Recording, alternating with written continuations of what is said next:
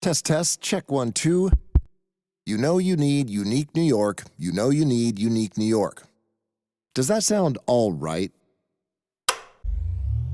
Ah, that's better. You can always tell something's missing when you get isolated results, like AI that's only right for one of your systems. Get AI that can work across your data and applications. Learn more at IBM.com. The AI built for business. IBM.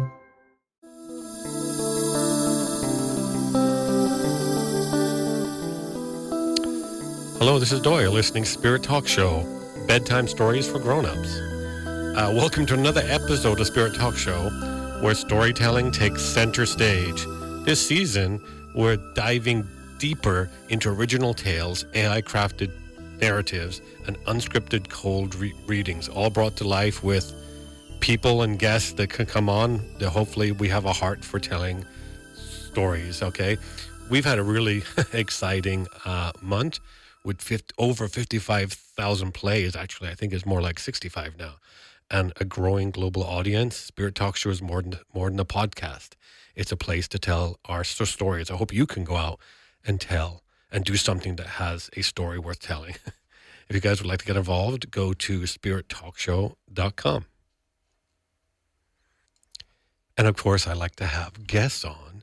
So today on the show, we welcome award-winning author MD Neu, known for his emotionally rich science fiction and paranormal stories that explore identity and belonging and what it means to be human.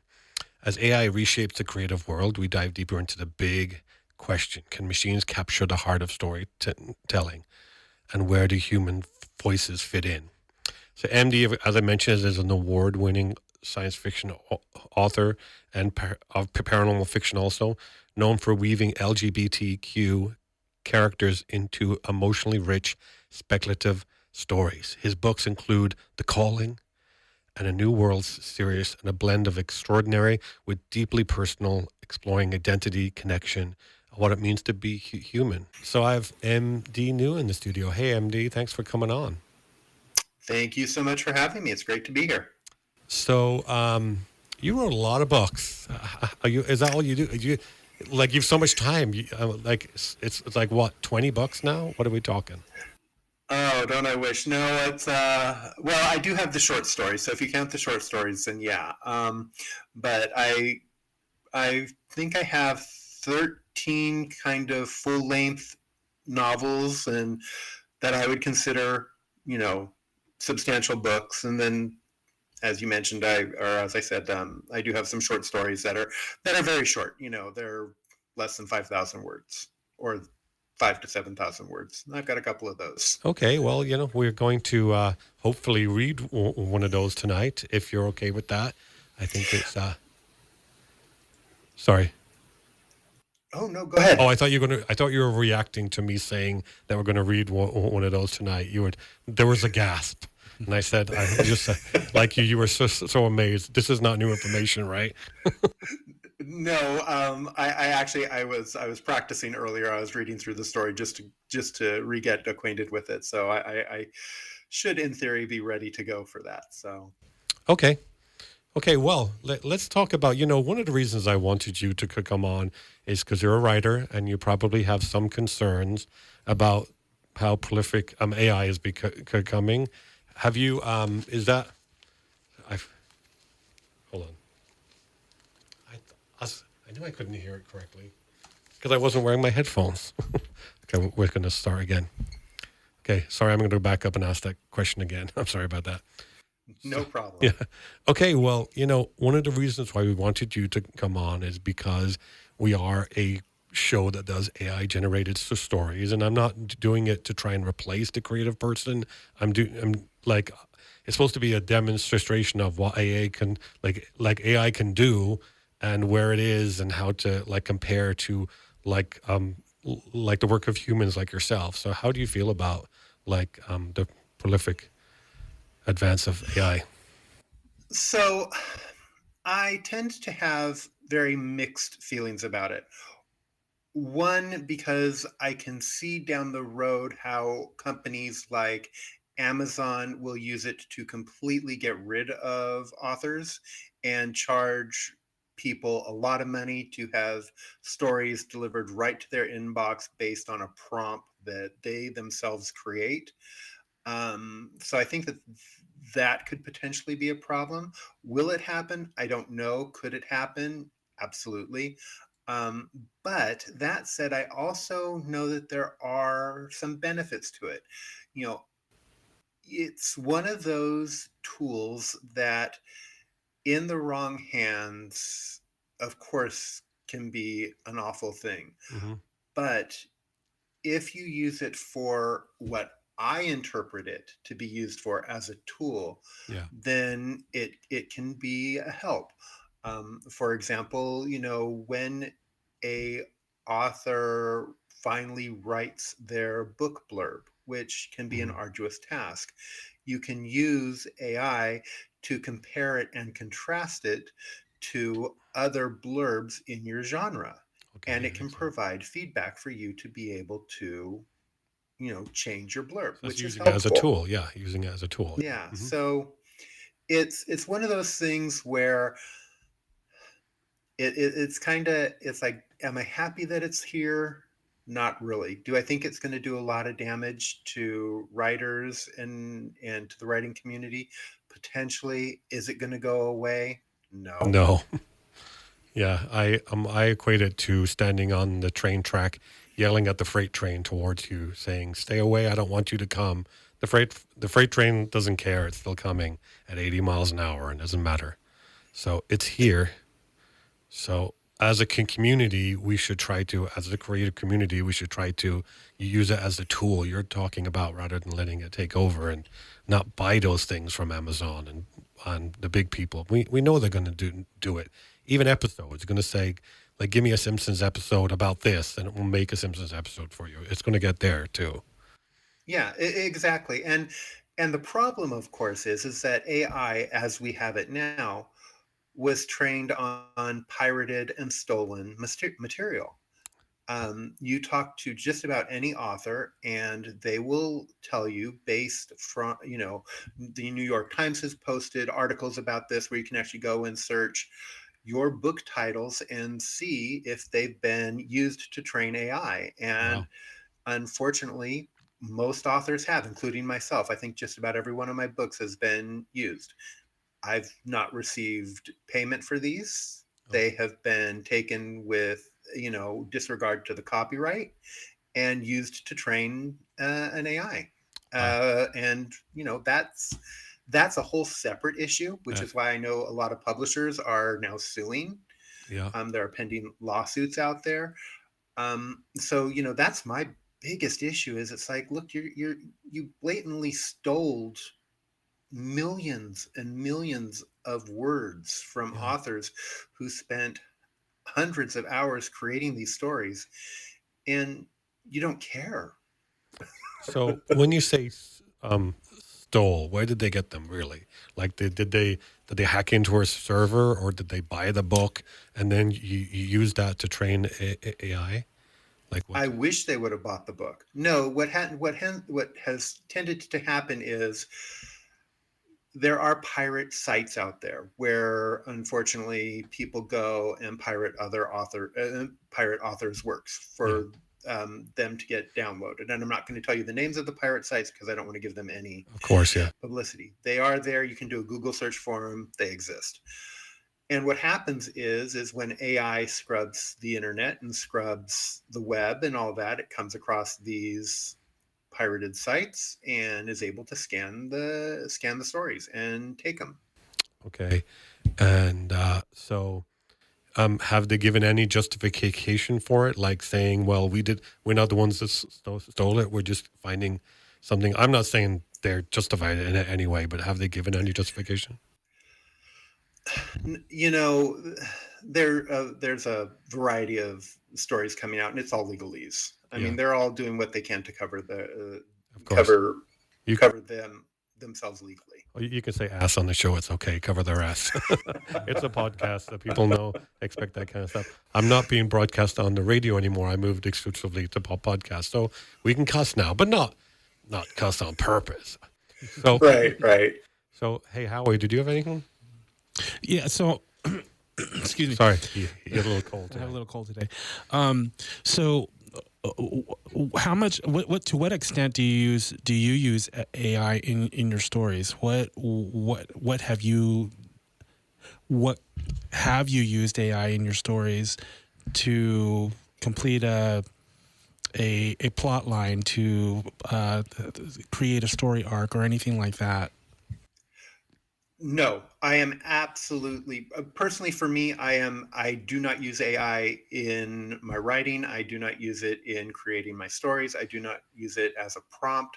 I do not use it in a way um, to enhance my stories. So basically, all of my books, all of my stories are come from my imagination. Where I would say that I have used AI, and it's only because it's there, is I do tend to run a lot of my writing through Pro Writing Aid, Hmm. which has an AI feature. So, there are things there. Word, MS Word also is partially linked to AI coming from Microsoft. So you do get some of the generated responses of, oh, are you trying to say this? Oh, I do you see. I mean see. that? And it's like, no, I don't mean that. And no, I don't mean this. Occasionally I'll be like, oh, yeah, I do mean that. But yeah, no, where I use AI for my writing is the example I gave of taking a book blurb. Yeah. And after I've written my book blurb, and I will compare it and contrast it to book blurbs in my genre just to get feedback. I will also use it to help me take a um, book blurb that's maybe 500, 600 words and break it down to one sentence. And So then I can modify it from there. So are you saying that if there's an author you knew that wrote 95% of his book and like used AI to finish the book, you're thinking that's not an original piece written by like, is that reasonable to credit it to that author then? Um, I don't like to, I mean, it's one of those things where I think it's the individual choice. There are books that are out there that were written completely by AI that have been published Yeah. and people are buying. Hmm. So, it's not something I would do. It's not something that I would particularly that I particularly support. Yeah. I think that if you do use it, you know, again, it's a tool, and if you use it in the right way, then that's fine. I do think, though, if you have used it to write your story, Hmm. and to what percentage, I can't speak to, but it should be on the cover, right? Generated Maybe. by AI. So, okay, well, let's delve a little bit into your work. I want to hear about your work. Let's have you plug your work a little bit and your most recent book. And I think Howie has a question he'd like to ask about that. But let's go first. Let's have you give us your website, or do you want me to give it? mdneu.com, mdneu.com. And what would you like to plug right now? So my latest novel that came out this year is titled Golden Hills Haunting. It is about a gay couple and their daughter that move into a brand new suburb that Hmm. is just built, and they have to deal with them and their neighbors have to deal with some paranormal events. And you find out that this beautiful little neighborhood has some very dark secrets that cause, there may be demons or Yeah. ghosts. I, It's I saw the. for me it was my version of Poltergeist, I was right? going. So I was going to say I saw the cover, and I was thinking it yep. did have a poltergeist feel about it. And I loved. Well, I was going to say, wait, are the bodies still in the ground? So because that's in the poltergeist. But I think No, no, they wasn't built over a graveyard. over a graveyard. It was one of the things that was interesting, and I won't dive too much into it, but I did interview a retired exorcist and a couple of Hmm. priests and the Bay Area Paranormal Research Society. So everything that happens in the book happens to some extent in the story, Wow. and they gave me some very specific rules that that I wasn't allowed to break. So, example, the neighborhood couldn't be built over a graveyard, right? Okay.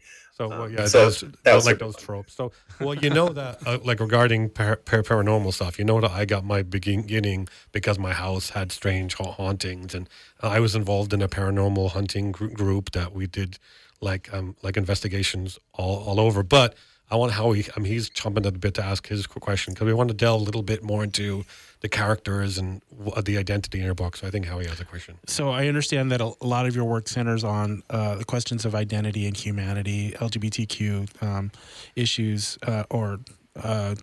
issues in particular. When you look at the emergences of AI in creative spaces, do you see that as a natural evolution or something fundamentally at odds with the kinds of stories that you tell? Well, like I said, for me personally,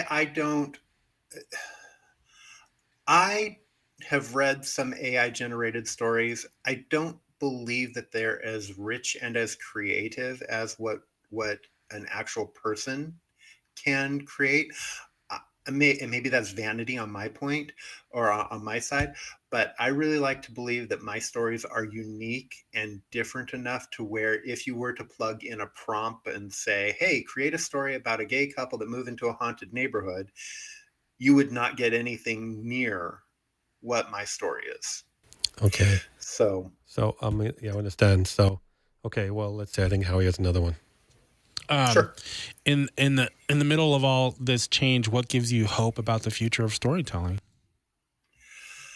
I think as long as there are people willing to tell stories and that you will have people that want to buy and hear those stories.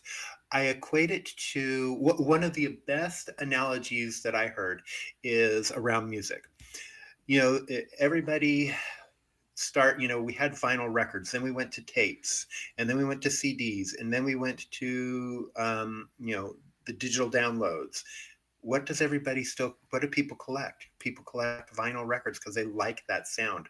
They appreciate that quality of music. And I think that you're going to have the mass consumers who are going to go to Amazon and be like, I want this story, and Amazon in 2 seconds is going to plop this story into their mailbox that they're going to get a read, right? But you're going to get people that are going to they're going to be the vinyl collectors, right? That are going to sit there and say, I want to read something that was created by a person, something that I know I can relate to.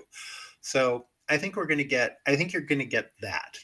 To what extent, I don't know. I'm really hoping that people are going to want actual literature that is created by people and not by a computer. But that's going to be for the market to decide. Yeah, I think they're probably going to be AI stories are going to always be there. People are going to read them, and people are going to and the companies are going to make money from them. I think that's just going to happen. Well, and that's going to be the big thing. That's what it's all about. The companies aren't doing this to be altruistic, right? They're, right now it's all free and fun and, oh, everybody's playing with it. And look, you can do this and you can create a book in 2 minutes and publish it and have it not cost you anything. And that's going to change because they're going to figure out a way to monetize it, and it's no longer going to be free. And it's no longer going to be this fun little toy that people can play with and that doesn't cost them anything. They're going to have to pay for it. And I think when that happens, I think the market will change, and I think things will change.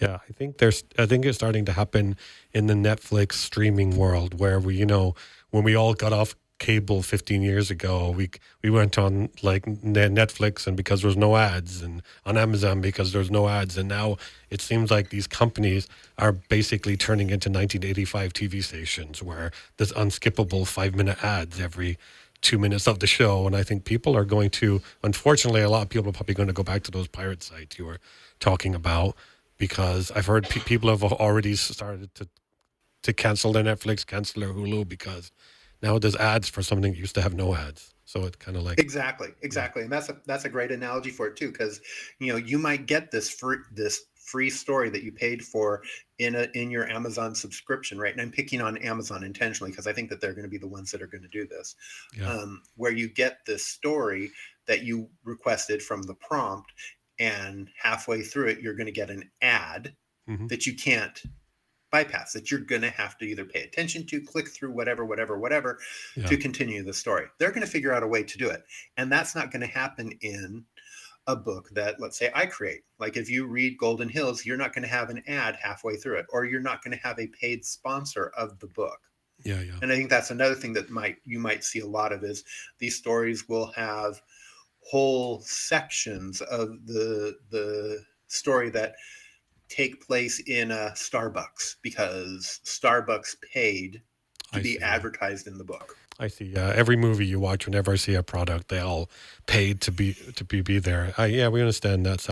So how are you feeling about? Well, you agreed to come on my show, and we have AI generated stories on the spot, and sometimes I take some of your prompts and I made some stories. So, would you like to read one? I know you. I took your TAD one and I regenerated it to see what it came up with. Are you okay to read it? Would you like me to read it or Howie? Since you created it, I would love to hear you read it. Okay. Okay, I will read it. And this is from your prompt called TAD. You want to give a little synopsis of your prompt, TAD, or should do it afterwards? Let's read it, and then we'll talk about what the actual story is about and what the prompt was. I'm going to talk about how if AI created a story that feels as rich as yours or whatever, and we can talk about that. I'm betting a spoiler alert. The answer is no, but we'll see. Okay, here we go. Tad had seen fire for the first time, the real one, not a metaphor, not a myth. He watched a Neanderthal mother cradle his child beneath a thunderstruck tree and murmur the first frightening words of prayer. He had stood in the dust beside the pharaohs, whispered through the battlefields, followed silent funerals, and comforted those who didn't believe in him until their final breath. He loved them, all of them, and he wasn't supposed to. As an angel of death, he was meant to observe, escort, depart, but Tad couldn't help himself. He lingered, helped where he shouldn't. He whispered hope into ears where there should have been only acceptance, and eventually somebody noticed. The sentence came swift and final, cast down, wings stripped, made mortal. New York City was loud, messy, hungry, human. Tad didn't know how to eat or sleep, much less find shelter. He wandered the streets, cold and invisible in a city that used to glow like the constellations above. And then that's when Doug found him. Doug was a blue eyeliner with like war paint. Let me do that sentence again. Doug with blue eyeliner like war paint and heels that defied the laws of physics. Doug, who called himself Queen Disaster and worked two is that salon jobs? Salon. Salon. I got confused because I thought it was saloon, to spell wrong. Jobs by day and performed to sold out queer dive bars at night. Doug, who saw something broken in Tad's perfect jawline, and took him in like a lost kitten. You look like someone who used to be important, Doug said. I feel like his voice should have been higher. Feeding ramen. What's your name? Or should I just call you Daddy Angel Face? Dad, he whispered. It was the only thing that they'd let him keep. Doug made space for him in a rent-controlled apartment the size of a shoebox. Tad learned how to clip extensions, scrub makeup sponges, and keep Doug grounded when his mood spiraled. In return, Doug taught him what it was meant to actually live. Karaoke in the basement. Midnight eyeliner. I'm laughing because I said karaoke, and there's so much karaoke in the gay world. Okay. Crying in public, laughing at nothing. But those nights, Tad would stare at the window. But some nights, Tad would stare at the window and feel the ticking of time like phantom limb. The debts he wasn't seeing, the cracks forming in the web of fate he once helped weave. I wasn't human before, Tad said one night as Doug wiped off his glitter. Doug snorted. Yeah, no kidding. You eat cereal like it's radioactive. I'm guessing a falling angel? Tad didn't answer. Doug didn't need him to. Weeks passed, then months. Something about their friendship, the fallen angel and the drag queen, started to catch notice. Strange things happened. Patterns that weren't supposed to shift did. A subway didn't crash. A child didn't fall. A man who would have died of a heart attack in Union Square just didn't. Heaven was watching again. You changed something, Tad muttered. You changed me. Doug smiled. That's what friends do. On the rooftop that night, Tad saw the shadows of the sky, wings that used to match his own. The air crackled with divine energy. He looked at Doug. If I stay, the world might unravel. Doug lit a cigarette. If you go, I'll unravel. Tad didn't go. Sometimes saving the world meant letting it break a little differently than before. Sometimes angels fall to find the people who remind them why they cared in the first place. Okay, there we go, MD. That was from do you want to talk about what your prompt was? So the actual prompt was, and I should have put, let me see if I can pull it up really quickly and I can read what the prompt is. It is, let's see here, there we go. So the actual prompt that I sent was, drum roll please, Tad loves bouncing around in time and watching mankind grow and change. He loves humanity and helping when he can. However, his job isn't conducive to helping people. He's an angel of death. Doug is a fun-loving and a drama queen. Despite his witty exterior, he has a dark history and is prone to self-destruction. He's also an amazing drag queen and hairstylist with big dreams. When Tad pushes the boundaries of his duties too far, his angel wings are stripped away from him, and he is sent to New York City to live as a human. Lost and alone, he ends up meeting Doug, and the two start a friendship that will shape them both and last a lifetime. But nothing is simple when you're dealing with a former angel of death and a drag queen. Could these two cause the fabric of our world to collapse, or will they manage to keep the future as it should be? So what did you think of the story the AI generated from that? Given that I know the story, Yeah. It is absolutely nothing like what the story is. I mean, okay. I don't think it could be any more different. Okay. If it tried. But that said, somebody will read it. Yeah, I mean, I think the story wasn't bad. I mean, it kind of like the arc was pretty shallow. They just they just met and then they were best of friends. So but I mean, I don't know what you think. I think it was for AI. It was pretty clever, but I'm not surprised that it was just completely different than what you wrote. So what aspect do you think is like most different, or is there like too many to even mention, MD? So, well, the biggest thing is, again, I know that this is is this about 1,000 words? I think it's less than that. It might be 700. Yeah.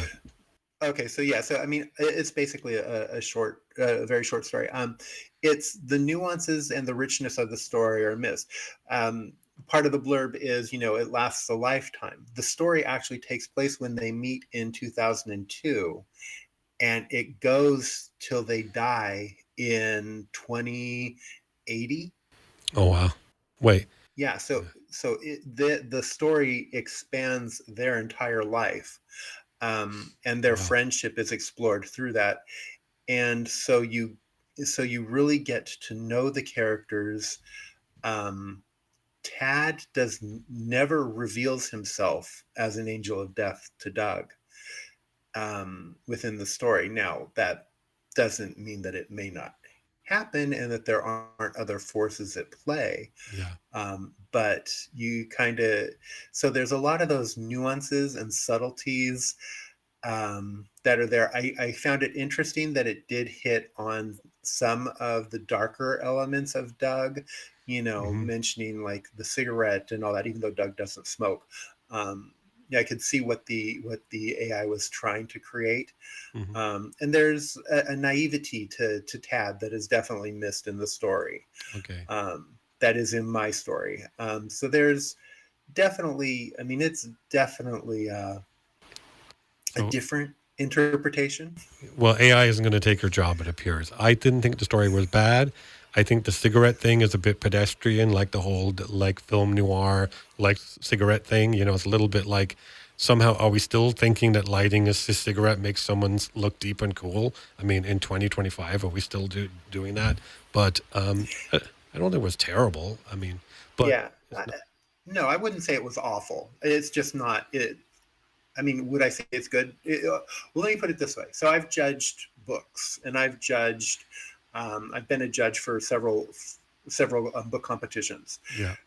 Is this something that I would give high marks to as a short story? No. Is it filled with trope after trope after trope? Yes. Do I think it's terrible? No. Like I said, somebody will buy it, somebody will read it, somebody would enjoy it. So I've always said that sometimes I've noticed that AI seems to like vary between like writing a good story and something that a seventh grader would write, right? That's what it seems like, the level of a seventh grader. Sorry, I thought you were about to say something, No. Howie. So should we read the other one based on your other prompt and Howie can read it, or did you want to read it and then we could talk about that? No, I think, hey, I'm enjoying it. It's your guys' prompt. You guys took my prompt and you had AI created. This is you're driving the boat. Okay. I'm all for having you guys read it. Okay, I think Howie is excited to read it. Can we move this a little bit? Moving what? This a little bit. So, yeah, there we go. That's good. There we go. Okay. Is it Mew or Moo? Mew. Mew. Okay. Mew, the awakened deep. The pulse arrived at 10:14 a.m. Pacific Standard Time. What came after was chaos. Beaches from Vancouver to Ensenada choked with plastic waste, sunken war machines, dead marine life, and something else. Artifacts, tablets, bones, and a single glyph etched in gold. Mew. They called it the Great Pacific Pulse Event, but it wasn't natural. Not to Karen Lynn, disgraced marine biologist and pseudoscience pariah. She'd spent 20 years mapping anomalies in the Pacific Plate, and now she had proof. The pulse wasn't an environmental fluke. It was a message. And she wasn't the only one who believed that. Enter Michael Donovan, adult film mogul turned fringe investor, who now funded underwater expeditions the way other men bought yachts. His obsession? Finding what was left of Mew, the legendary Pacific Atlantis that scholars mocked and governments ignored. 5 years after the pulse, they met on the deck of the Merope 9, a retrofitted submersible vessel designed for one purpose: go deeper than anyone had ever dared. Do you think they'll believe us? Karen asked, looking over sonar data riddled with impossible shapes. They didn't believe my first 30 films, Michael replied. This one's going to be rated history. But beneath the jokes was something else: fear. Because buried in the pulse data were thermal signatures, a buried power, one they would come to learn had been built and unleashed by Mew's last king and queen. Kami, their orphaned son, now wandered the seafloor in exile, shielded by ancestral technology and carrying a secret his parents hadn't been murdered for power. They were silenced because they refused to fire the heart, Mew's ancient defense system, the same weapon that caused the pulse. As Karen and Michael's submersible breached the undersea walls of what should have been myth, they encountered things no one was prepared for: lights without heat, language that spoke directly into their minds, a city alive with grief, fear, and secrets. Kami watched them through crystal domes, uncertain if they were saviors or scavengers.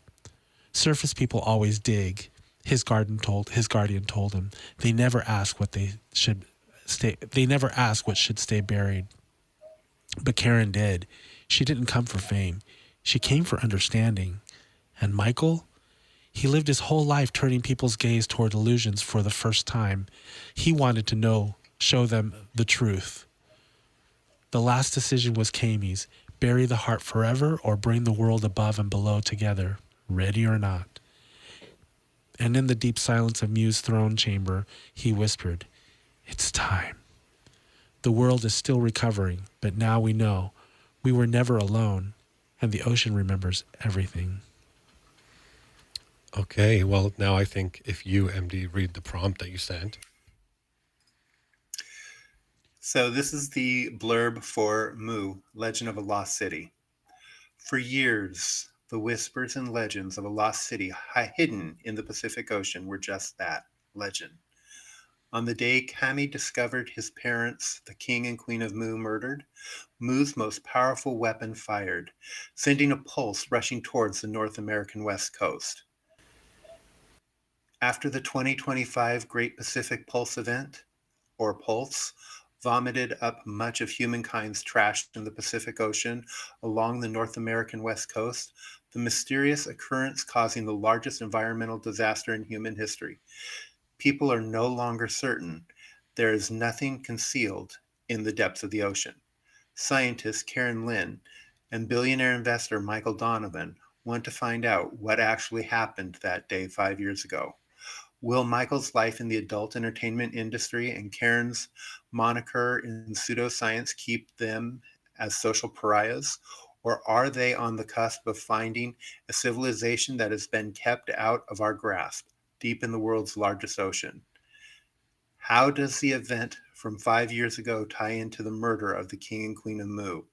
What lies under the sea may be bigger than anyone can imagine, and neither civilization may be ready for the truth. Okay, so where did you get the name Mu? Where did that come from? So this story is actually based on a legend. There is a legend of Mu that is a lost continent in the Pacific Ocean where the Polynesian cultures come from. Okay. No one actually... People don't take it seriously, but it is an actual legend that people can look up and read about. So there is there's this doctor who is mentioned in the book, who actually came up with the legend and believes that it is there. And so so it's actually a very interesting story. So for me, I got the idea because I wanted to do an Atlantis type story, but I didn't want it to be Atlantis. So I dug around and found, this legend about Mu and created the story around it. I wish I could remember the name of it, and I don't know if I'll put this part in the show because I don't remember the name, but there's a podcast which is very similar about this. It's a serialized podcast drama podcast where there's some civilization, some powerful advanced civilization, like living under the ocean, and they come out and they have been like controlling mankind for most of our history, right? So now it'd be really great if I said that and knew the name of the podcast, right? So yeah. Well, hindsight's always 20/20. Yeah, well, and I guess I could remember the podcast and record the name of the podcast later. You read the story. What do you think of this story? Did it compare to yours at all? I will say that there are some really strong elements that are very similar. But much like the other story, it's relying on some cliches and some humor that doesn't quite fit the story, I would say. Okay. But this one, I think, is better than the last one. It's definitely not at all like it holds some similarities, obviously, but it doesn't. It isn't quite the story that I told.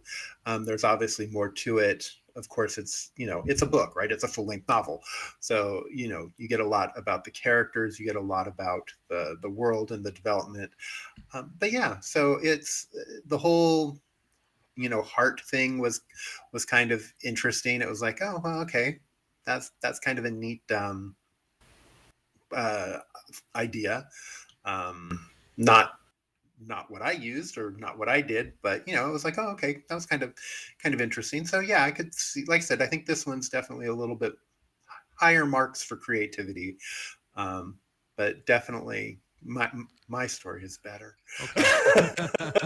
Well, definitely is. I think the point today. So what I'd like to do, and some guests don't like this, and so some guests adore it, is I've had responses from like, it's very like methodical and clinical to somebody crying in the episode. So what I'd like to do is I've written a tribute story based on your bio about you, if you're willing to read it, a short story, and it's basically, it takes your bio and researches you a little bit online, and then writes a tribute story about you. Are you okay with that?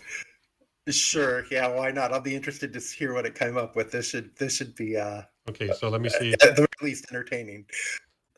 The archivist of possibility, a tribute to MD Neu. In a quiet corner of the universe where stories aren't just told but lived, a keeper of tales sat beneath a shifting sky. His name was known across time and space, not for power or conquest, but for the magic he spun from ink and imagination. He was called many things: dreamsmith, truth weaver, the archivist of possibility, but here on Earth we knew him as MD Neu. Born in San Jose, where the fog of technology often tries to smother wonder, Neu refused to be tamed by the ordinary. From a young age, he understood that the world needed more than just stories. It needed stories that included everyone. So he carved a new path, one where queer heroes flew to the stars, where ancient creatures whispered in alleyways, and where the fragile beauty of differences became their greatest of all strength. He wrote with a kind of fierce tenderness. His aliens were were diplomats of hope, his vampires mournful and magnificent. His angels fell not from grace, but into humanity, learning what it means to feel. And his dragons, well, they weren't just fire breathers, they were soul keepers. Readers stepped into his books and came out changed. They didn't just read about queer characters from different cultures, they saw themselves in them. New didn't just build inclusive worlds, he invited us to believe he belonged in every world. We belonged in every world.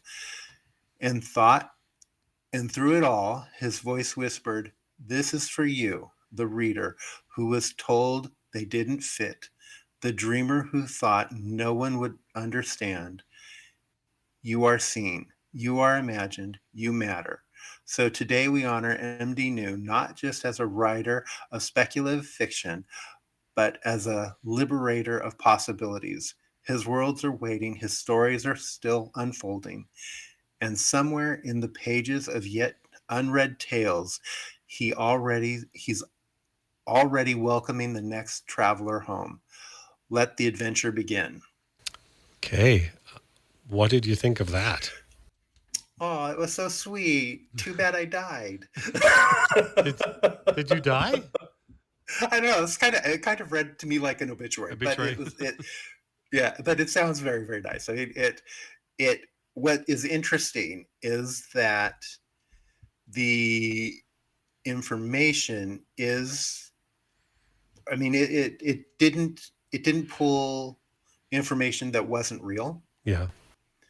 which I think is actually very interesting. It got, as far as facts go, it kind of mentions all the things that I've mentioned. Yeah. So I So thought that's kind of cool. I think it was sweet, and it's really fun to see everybody's reaction reading a tribute story about themselves. That's really, so that's kind of something I've been doing the last few shows. But we're coming pretty close to the end here. But if there is something you want to plug, or some event you have going on, or an appearance, now's the time to talk about it. Well, it is coming up on June, so I'm not sure when this is going to be airing, but I'm going to be at some upcoming Pride events. I'm going to be in Northern California at some upcoming Pride events. In July, I'm going to be at at Baycon here in Santa Clara County. And I'm going to be at Clockwork Alchemy in October. I have a new book coming out in probably October. This one is set on a giant airship modeled after the Hindenburg. Oh, wow. So that should be coming out in October. So it'll be a fun adventure. And I've got some short stories that I'm part of, some anthologies as well. So there's quite a few things. I suggest people follow me on Blue Sky or check out Facebook where they can find me. I'm also on Instagram. And yeah, Okay.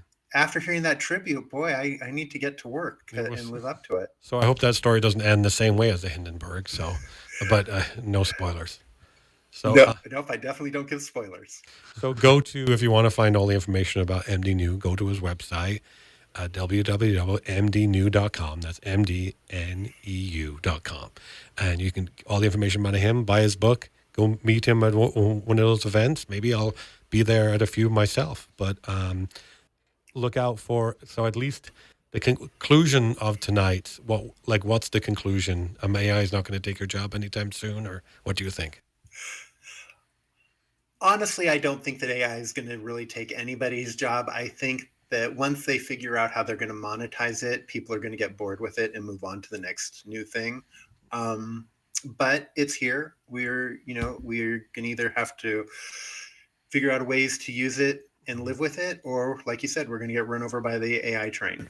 Yeah, it's here to stay for sure. But thank you so much, MD, for coming on. It was really fun. I loved the conversation. I loved the conversation, like normalizing the queer world. We didn't really talk about the fact that we're both gay in the episode. It was just a fact that's sat there that didn't need to be spoken about.